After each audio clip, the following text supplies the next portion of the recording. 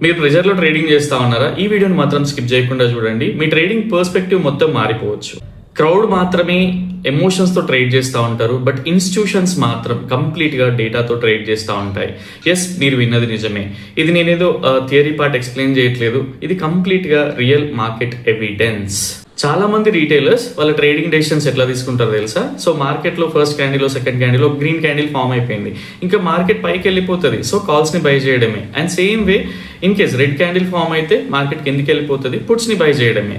అంతే, డెసిషన్ అయిపోయింది. కానీ ఒక్కసారైనా ఆలోచించిరా, ఆ క్యాండిల్ ఫార్మేషన్ వెనకాల ఎవరి డెసిషన్ ఉంది? రీటైలర్స్ దా, ఇన్స్టిట్యూషనల్ ట్రేడర్స్? ఒక క్విక్ ఎగ్జాంపుల్ చూద్దాం. Last Thursday retailers view bullish ఉండే and they are holding strong bullish positions ఆ రోజు కోసం. బట్ ఇన్స్టిట్యూషన్స్ వ్యూ మాత్రం బేరిష్ ఉండే, వాళ్ళ పొజిషన్స్ కూడా బేరిషే ఉండే.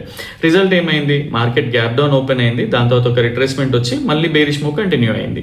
సరే, ఇది ఒకటే రోజు కోయిన్సిడెన్స్ అనుకుంటున్నారా? ఫ్రైడే కూడా చూడండి, అండ్ సేమ్ వే మండే కూడా చూడండి, అండ్ ఈ రోజు కూడా, అంటే జూలై మంత్లీ ఎక్స్పైరీ ట్యూస్డే రోజు. బట్ స్టిల్ ఇన్స్టిట్యూషన్స్ మాత్రం సైడ్ వేస్ పొజిషన్స్ హోల్డ్ చేస్తూ ఉండే, బట్ సేమ్ వే రీటైలర్స్ మాత్రం బేరిష్ పొజిషన్స్ హోల్డ్ చేస్తూ ఉన్నారు. And same thing we have discussed in our analysis video. ఇక్కడ క్లియర్గా అబ్జర్వ్ చేస్తే ప్రతిరోజు ఒకటే స్టోరీ. రీటైలర్స్ ఒకవైపు, ఇన్స్టిట్యూషనల్ ట్రేడర్స్ ఇంకోవైపు. సో మీరే క్లియర్గా చెప్పండి, మార్కెట్ క్రౌడ్ని ఫాలో అవుతుందా, ఇన్స్టిట్యూషన్స్ని ఫాలో అవుతుందా? అందుకే మా డైలీ అనాలిసిస్ వీడియోలో మా ఒపీనియన్స్ ఎప్పుడు కూడా ఎక్స్ప్లెయిన్ చేయం. First of all institutional positions ఎలా ప్లేస్ చేసి ఉన్నాయి, అండ్ మార్కెట్ స్ట్రక్చర్ ఎలా ఉంది, ప్రైస్ యాక్షన్ ఏం ఎక్స్ప్లెయిన్ చేస్తున్నాయని కంబైన్ చేసి కంప్లీట్ ఎవిడెన్స్తోనే ఎక్స్ప్లెయిన్ చేస్తాం.